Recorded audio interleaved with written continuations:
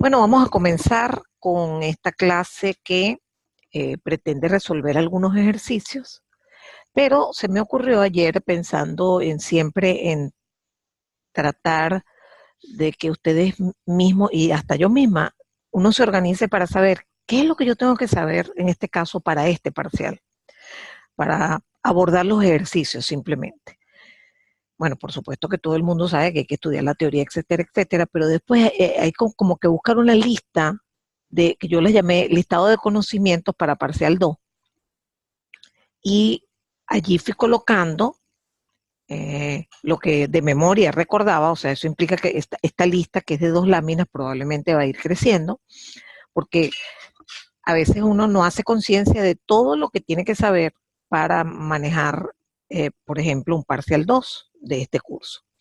Entonces, fíjense que, por supuesto, el primer elemento en la lista es conocer las características básicas de las señales mandabase y pasabanda, o sea, todo lo que vimos en primer parcial.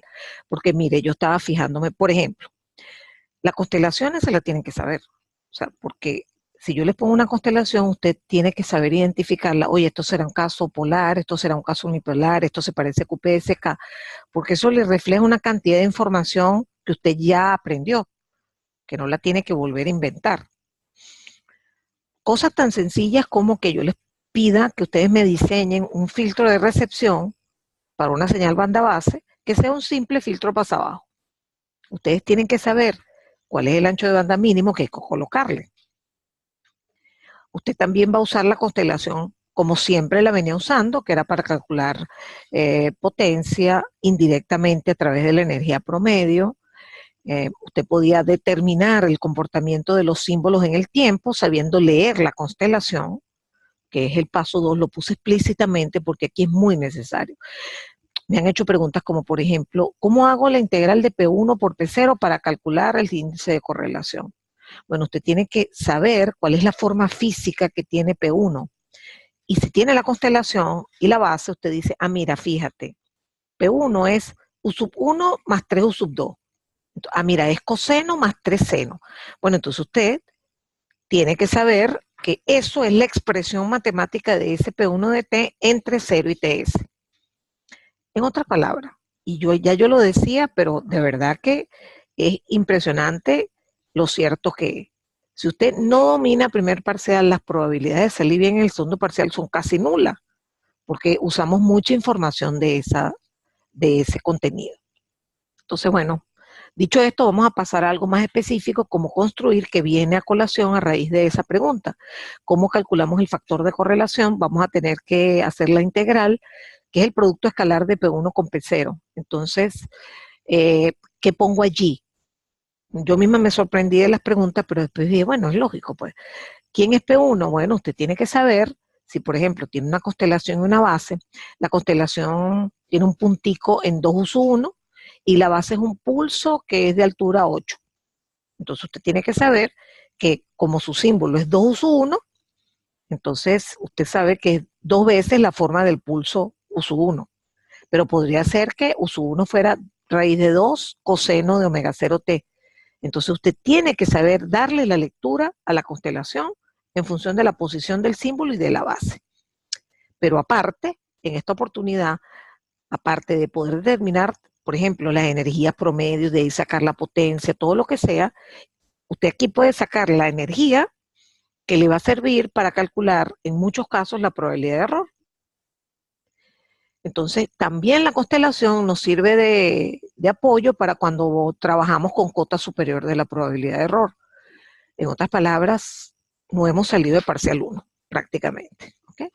Ok, ¿qué es lo próximo que vamos a hacer? O que tenemos que saber hacer. Pasar la señal y el ruido por los sistemas. Ciertamente nosotros, por ejemplo, el canal lo hemos modelado de una manera muy sencilla en la primera parte, que es sencillamente con un sumador de ruido. Y por decorrelación, usted puede apagar una señal y dejar pasar la otra y viceversa. Entonces, de hecho, así se hace cuando uno instala, por ejemplo, una estación de radiodifusión. Usted no sabe cuánto vale el ruido. Bueno, apague la señal y mide la potencia en el receptor. Es decir, esas cosas se hacen en la práctica, no es que es teoría, que el examen, no, se hacen así. Entonces usted debe saber pasar la señal por una cadena. En el caso del ruido, él es afectado solo por el receptor. Nosotros hicimos dos tipos de paso del ruido. Uno, en donde el receptor era un filtro pasabajo, y el otro, donde el receptor era el óptimo. Como es muy difícil realmente pasar una señal aleatoria por un sistema que multiplica por una señal determinística, que es una base y después integra, nosotros lo que hicimos fue calcular un valor esperado. Ah, ok, ya, Gustavo. Bien. El valor esperado de NI por NI, que es el valor esperado de NI cuadrado, que para procesos ergódicos eso es igual a la potencia. Entonces, usted tiene que saber cosas como esas en cuanto al ruido y en cuanto a la señal, eso es un ejercicio de señales. ¿Qué pasa cuando usted pasa este pulso, lo multiplica por otro pulso y lo integra? O sea, eso es pasar, es manejar funciones. Eso lo tiene que saber usted hasta que por fin llegamos a la conclusión de que la probabilidad de error, en un caso que fue el primero que hicimos, que era binario, el primero que hicimos fue binario polar con un receptor cualquiera, y cualquier binario polar, no retorna a cero polar. Encontramos algo clave, que es que la probabilidad de error resultó ser para el ruido gaussiano Q de Y de T0 sobre sigma. Y Y de T0 surgió de saber pasar la señal por el sistema, y sigma resultó ser la raíz de la potencia del ruido a la salida. Entonces, eso usted tiene que saberlo hacer. Luego abordamos el manejo del filtro óptimo. Entonces, usted tiene que saber, al menos, qué fue lo que usted hizo para llegar a despejar HR. Bueno, como sabe que la probabilidad le dio función de Q de Y de T0 sobre sigma, se obligó a maximizar Y de T0 sobre sigma, y allí pudo despejar HR, quien resultó tener una característica muy peculiar para el caso polar, que era sencillamente ser proporcional a P de F en frecuencia, HR de F, y ser inversamente proporcional a la densidad del ruido. ¿Okay? En ese caso, ¿verdad? Pasamos a extender ese resultado a un filtro óptimo para un caso general, en donde hay un P1 y un P0, y por lo tanto a la salida hay un Y1 y un Y0, que por cierto se preguntaba en el otro chat, se preguntaban cómo se sacan los umbrales. Los umbrales, estamos siempre utilizando equiprobabilidad para no complicar el asunto. El umbral siempre está en la mitad. Si usted sabe pasar una señal P de T y a la salida le da una señal Y de T que usted evalúa en T0 y ese valor le da 8, un voltaje de 8, y después pasa el otro pulso, la otra forma del pulso, cualquiera, y le da Y0 y le evalúa en T0 y le da 0, entonces usted sabe que el umbral va a estar en la mitad de los dos. Es la semisuma. Sería 8 más 0 sobre 2. Entonces allí aparece el factor de correlación. Ustedes tienen que no solamente saberlo calcular, sino saberlo interpretar. Nosotros obtuvimos valores claves del factor de correlación que oscila entre, como está normalizado, oscila entre más o menos 1. Otro detalle que lo he manejado básicamente en los ejercicios es el saber trabajar con las atenuaciones. Porque incluir una atenuación en un canal es equivalente numéricamente a que transmitiéramos menos potencia. Pero sí, pero ¿cómo lo manejamos de verdad? Bueno, uno de los ejercicios que damos, uno o dos ejercicios, o tres, no sé, varios, manejan la atenuación porque es importante. Ok. Luego, esto ya lo dije, pero lo vuelvo a resaltar, que cuando el ruido térmico pasa por un receptor Gram-Schmidt, a la salida de cada rama la potencia es eta medio. Y los ruidos están decorrelacionados entre sí. Muy bien. Ok, ya tenemos un panorama general de cómo calcular lo importante de este tema, que es calcular la probabilidad de error, y todavía estamos estacionados en solo ruido. ¿Okay? Entonces, tenemos que saber calcular la probabilidad de error usando probabilidades condicionales, número 1. Número 2, fórmulas previas demostradas, por ejemplo, para los casos binario polar, ruido blanco, receptor óptimo, la probabilidad de error es Q de la raíz de 2G sobre eta. Si no es polar, usted puede usar, pero sigue siendo binario, usted puede usar la fórmula que dice E1 más E0 menos 2 lambda, factor, etcétera, etcétera. Entonces, eso usted lo tiene que saber hacer. Y obviamente tiene que saber trabajar con cota superior, sabiendo cuáles son las limitantes, que son, la cota superior se aplica para cualquier caso binario o M-ario, ruido blanco, que yo aquí lo pongo como un canal Additive White Gaussian Noise, AWGN, y el receptor óptimo. Importante que entiendan que cota superior no se puede calcular de otra forma. ¿Okay? Entonces, por cierto, me acabo de acordar que agregué, ya lo subí, sí, estoy prácticamente segura, si no se lo subo. Yo ayer diseñé un nuevo formulario para este parcial que tiene que ver justamente con una tablita que dice las probabilidades para casos típicos. Por ejemplo, OK, incluí OK y FSK con receptor subóptimo, y después le puse la semilla clave para calcular la probabilidad de error por cota superior, que es la probabilidad de que un símbolo se convierta en otro, que es Q de D entre raíz de 2 eta, y también les puse la fórmula de E1 más E0, que es para casos binarios específicamente, ruido blanco y receptor óptimo. Entonces, ese formulario también lo van a descargar, al igual que los 3 que usaron para el primer parcial, y además tienen que bajar las tablas de Gauss. Hoy les voy a hacer un ejercicio con las tablas de Gauss. Ok, todo esto, ¿verdad? Es relativo a lo del ruido, solamente el fenómeno del ruido. ¿Okay? Y para cerrar la parte de manejo de solo ruido, tenemos las curvas de probabilidad de error versus 10 log de sobre eta. Usted tiene que entender que en general cada sistema completo con una transmisión específica, ruido blanco y receptor específico adecuado a esa transmisión, tiene su propia curva. Hay excepciones. Por ejemplo, OK y FSK ortogonal tienen la misma curva porque la expresión en función de E sobre eta es la misma.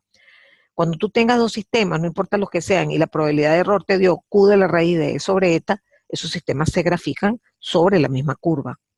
Entonces es importante, pero en general son curvas diferentes que no se cruzan. Se van a cruzar cuando introduzcamos codificación de canal, que es el tema que vamos a empezar la próxima semana, porque quedan solo 4 semanas y ahí tenemos segundo parcial, proyecto, tercer parcial.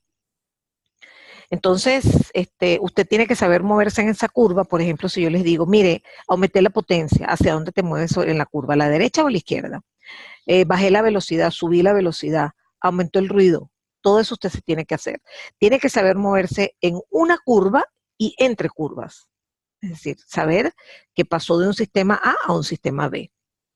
¿Okay? Y allí eso es lo más importante. Como se dan cuenta, tengo 2 hojas de cosas que tienen que saber. EASY tiene este párrafo que voy a leer ahora. Y esa proporción más o menos también suele ser en los parciales. Habrá una pregunta de EASY de 4 puntos y el resto es de el caso con ruido. ¿Okay? Entonces, ¿qué tenemos que saber de la EASY? Tenemos que saber entenderla en el dominio del tiempo, en el dominio de la frecuencia. Tenemos que saber la probabilidad de error por expresar la probabilidad con condicionales, que lo hicimos, ¿verdad?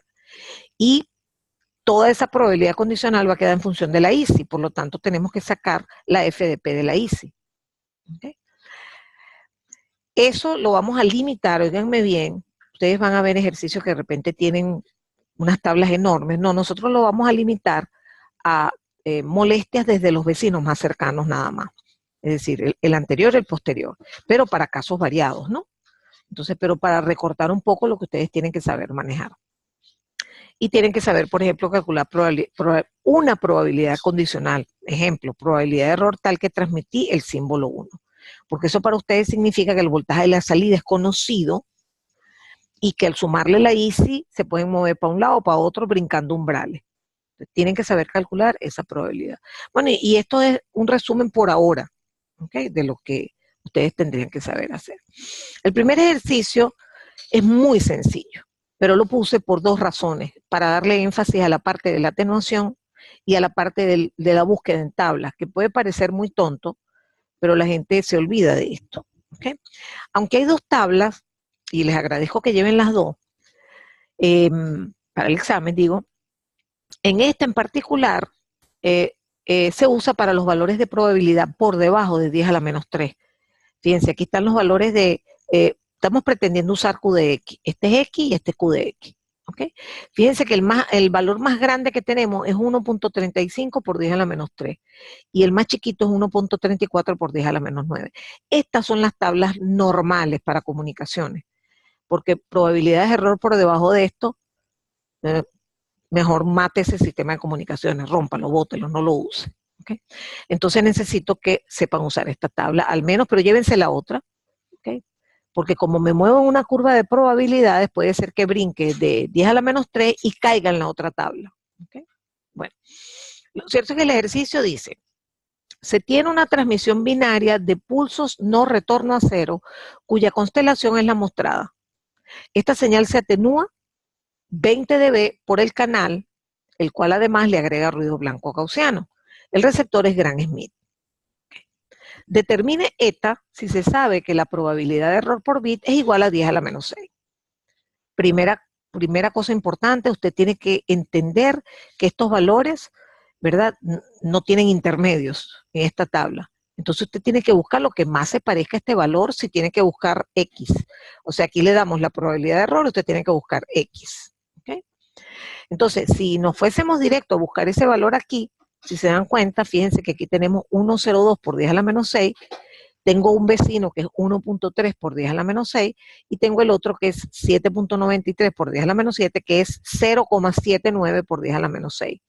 Entonces, pareciera obvio que en este caso este es el más cercano. Entonces, usted lo que está diciendo es que Q de X vale el valor que me están dando, aproximadamente 10 a la menos 6, y entonces X es 4,75. Ya usted lo tiene por ahí guardadito. ¿Okay? Muy bien. Ahora, pero ya va. ¿Cómo calculamos esa probabilidad de error para este ejercicio? A la altura que usted esté en el examen, si yo no le indico, ¿verdad?, cómo lo va a hacer, usted tiene múltiples posibilidades. Usted aquí puede específicamente utilizar cota superior, si quiere empezar, a menos que yo le diga, hágalo por probabilidad condicional. Entonces, simplemente para saber si usted lo sabe. Ok, entonces, lo primero que usted tiene que saber es que para calcular la probabilidad de error, sea con cota superior, o sea, utilizando Q de la raíz de 1 más el 0, o utilizando probabilidades condicionales, usted va a necesitar calcular los voltajes a la salida. Y con esos voltajes calcular el umbral. Entonces, ojo, si esto es en el transmisor, a mí lo que me interesa es la constelación a la entrada del receptor. Ojo, porque a la salida ya no es constelación, ¿oyeron? Ya no existe. La constelación se genera en el transmisor y luego a la entrada del receptor habrá pasado cosas. En la práctica, cuando hay atenuación, estos no van a ser los valores, obviamente, pero además va a haber una nube de polvo alrededor de esto. Pero normalmente las constelaciones se grafican sin ruido, ¿okay? Sabiendo que lo hay, pero uno interpreta la constelación como la parte de la señal. Muy bien. Entonces, fíjense que esto no es un caso polar, no es un caso nada clásico, ¿okay?, pero es binario, tiene ruido blanco y el receptor es el óptimo. Aquí hay infinitas preguntas que yo les puedo hacer. Dibújeme el receptor Gram Schmidt. O sea, me puedo hacer muchísimas preguntas. Pero lo más importante es que tengo enfocado el cálculo de la probabilidad de error y necesito calcularla por algún medio, ¿no? Pero antes necesito convertir esta constelación en una afectada por el ruido. Y aquí es la parte que a ustedes generalmente se les olvida cómo se hace. Cuando yo les digo a ustedes que la atenuación es 20 dB, ¿cómo escribo eso, profesora? Usted lo escribe lo puede escribir de varias formas. Número 1, 10 log de Pout entre Pin. Ojo, hay atenuación. Pout es menor que Pin. Esto es menor que 1. O sea que esto tiene que dar negativo. Por lo tanto, usted escribe 10 log de Pout entre Pin es menos 20 dB. Otra opción es que usted escriba 10 log de Pin entre Pout igual a más 20 dB. Cualquiera de las dos está bien. Cuando usted pasa este 10 para acá, saca el antilogaritmo, etcétera, le da que la potencia de salida es la de entrada dividida entre 100. Porque es un número bien bonito, es 20 dB, ¿no? Si no, de todas maneras usted lo sabe despejar. Entonces, Pout es igual a Pin entre 100, pero como Pout es el voltaje al cuadrado y Pin es el voltaje al cuadrado, si usted lo pone o lo quiere reflejar con Vout entre Vin, ¿okay? Podría olvidarse de esta relación y empezar aquí otra que diga 20 log de Vout entre Vin es igual a menos 20 también. 20 log, y eso lo que les va a dar es que Vout es Vin sobre 10. Bueno, si usted no lo quiere hacer como le acabo de decir, sino que viene por esta línea de acción, bueno, tranquilo, usted sabe que si la potencia se divide entre 100, para que eso ocurra, los voltajes se deben dividir entre 10 para que elevados al cuadrado queden divididos entre 100. Total, señores, que la constelación es voltios. Por lo tanto, usted divide cada uno de los valores entre 10. Y aquí tenemos la nueva constelación. Bueno, ahora lo que hice fue el camino más fácil, que fue poner la probabilidad de error en función de la cuota superior, y me dio un medio por la probabilidad de que este se confunda por este, más un medio por la probabilidad de que son iguales, y me queda un solo Q. Q de D, que es punto 3, desde menos punto 1 hasta punto 2 es punto 3, entre raíz de 2 eta. Cuando usted iguala eso a 10 a la menos 6, entra a la tabla y le da que el argumento X es 4,75 y despeja eta. Listo. Segundo problema. Por cierto, estos ejercicios los saqué de 3 archivos que yo les envié, que son, o sea, les di los links, les di dónde estaban, que son ejercicios de detección, ejercicios probabilidad de error, ejercicios easy, y todos tienen audio. O sea que usted, mire aquí la cornetica esta. Usted en cualquier momento baile. Por supuesto que no es igual porque yo hablo y no tengo la posibilidad de irle mostrando esto como acá. Pero, oye, una tremenda ayuda. Mejor, por ejemplo, que ver un examen mío de los resueltos, que los hago todos en una hoja, en un PDF, ¿no? Bueno, entonces fíjense, en este caso el ejercicio es bien interesante porque me permite manejar las curvas de probabilidad de error, ¿verdad? Para diferentes sistemas, ubicar dónde están en el eje E sobre eta y ver si son curvas distintas o no. ¿Okay? Tengo 4 sistemas que todos reflejan una transmisión pasada por el mismo canal. Es para que sepan que es el mismo eta para todos, digamos, ¿no?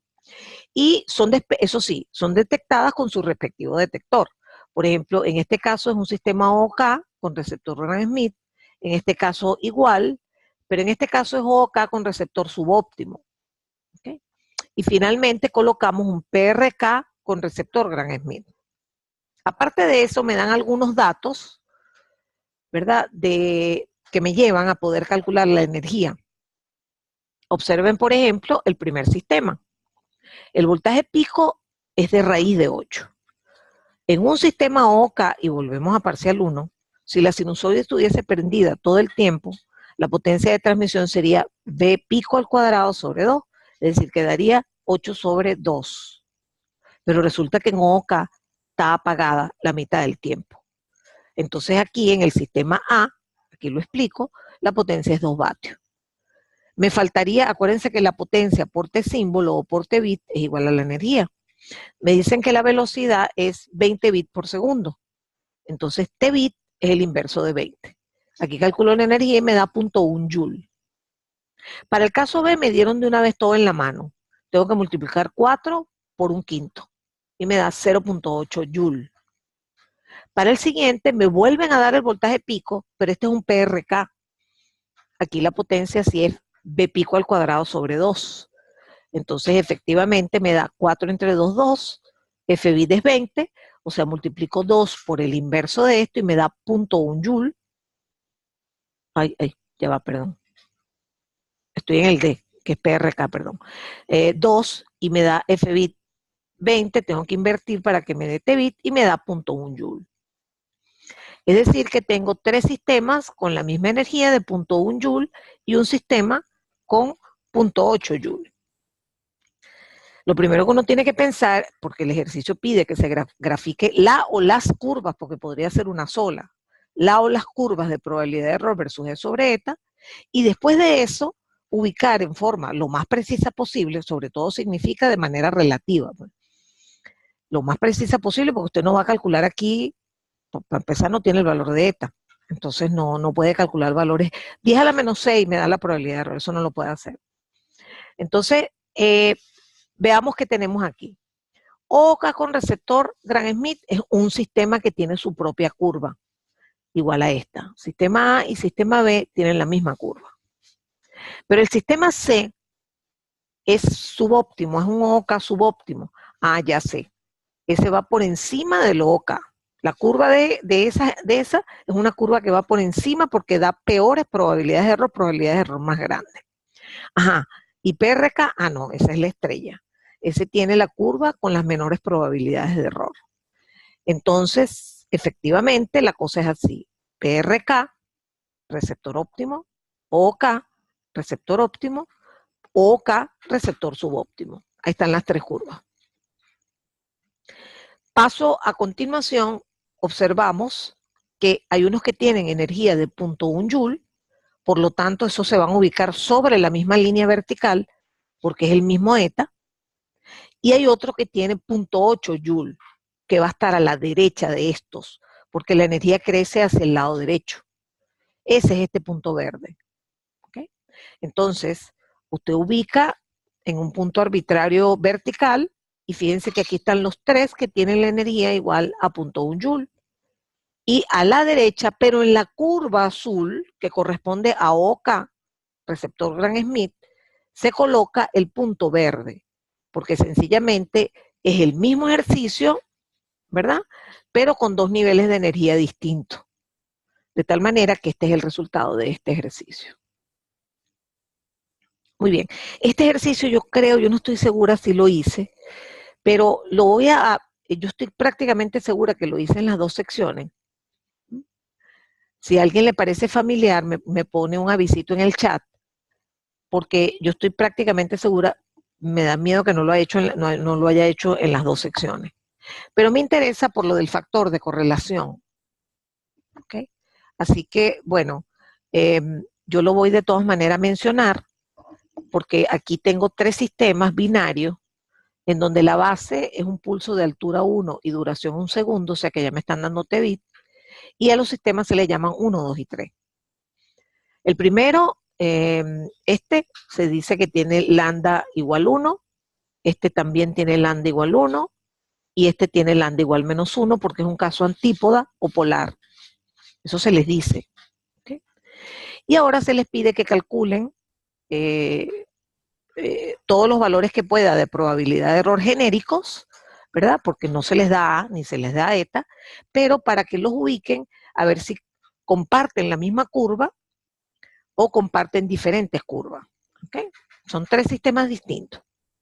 Muy bien. ¿Qué hacemos? Tratar de usar la fórmula de Q de la raíz de 1 más E0 más 2 lambda, esa cosa. Me quedan 10 minutos. Entonces, para hacerlo, eso fue idea mía para ordenarme yo. Calculé para cada caso E1, por ejemplo, aquí E1 es A cuadrado, aquí E1 es A cuadrado, aquí E1 es 9 A cuadrado. Aquí está. E0, que es el símbolo 2. 9 A cuadrado, 25 A cuadrado. Aquí está. Y por supuesto la energía promedio, esto por un medio más esto por un medio, y lo suma. Ya. Aquí está la energía promedio. Y luego apliqué, adivinen, cota superior de la probabilidad de error. Fíjense que la distancia de todos es 2A. 2A. 2A. Por lo tanto, esta probabilidad me dio idéntica. ¿Okay? Si usted hace eso así y dice, están todos en la misma curva, está gravemente equivocado. Porque usted puede tener, y lo acabamos de ver, ese ejercicio anterior lo hice a propósito, usted puede tener una misma probabilidad de error o una misma energía y está cortando las curvas de manera vertical, como en el ejercicio anterior, y aquí sería de manera horizontal, porque estamos con la misma probabilidad de error. Pero como yo no creo que eso es verdad, yo lo que hago es poner la probabilidad de error en función de E sobre eta, muy importante. ¿Cómo hago eso? Miren, aquí está la A, ¿verdad? Y aquí está que E es 5 A cuadrado. Bueno, despeja A en función de E. Aquí está A, y aquí dice que E es A cuadrado. Bueno, despeja A en función de E igual aquí. Y le queda este resultado. ¿Se dan cuenta que son muy diferentes? Vean el argumento. Queda clarísimo que el mejor es este, que es la famosa Q de la raíz de 2E sobre eta, que es para los casos polares. Después fíjense que el argumento aquí es 0.4 es sobre eta. Y aquí da algo que claramente es peor, o mejor dicho, es menor que 0.4 y es el peor sistema. Entonces, ahora sí me doy cuenta que tengo 3 curvas distintas. Y este es el resultado. Entonces, aquí está el caso 1, el caso 2, que es el polar, y el caso 3, colocados por la expresión en función de la raíz de sobre no sé qué cosa, raíz de no sé qué cosa es sobre eta. Y fíjense lo que está pasando. Lo que está pasando es que tenemos 3 sistemas distintos, pero por las características dan la misma probabilidad de error. Uno dice, pero entonces todos son buenos. No, porque para tener la misma probabilidad de error, este sistema tuvo que gastarse un montonón más de energía que este primero. Entonces, claramente, este es peor que este, porque para obtener la misma probabilidad de error tuvo que gastar mucho más E sobre eta. Entonces, bueno, estos son los primeros ejercicios, ¿ok? Vamos a abordar que tiene bastantes partes, y me parece interesante también, pero entonces voy a cerrar la sesión, se va a procesar el video y enganchamos en la segunda sesión. ¿Perfecto? Bueno, voy a parar la grabación porque no me gusta que me la corten.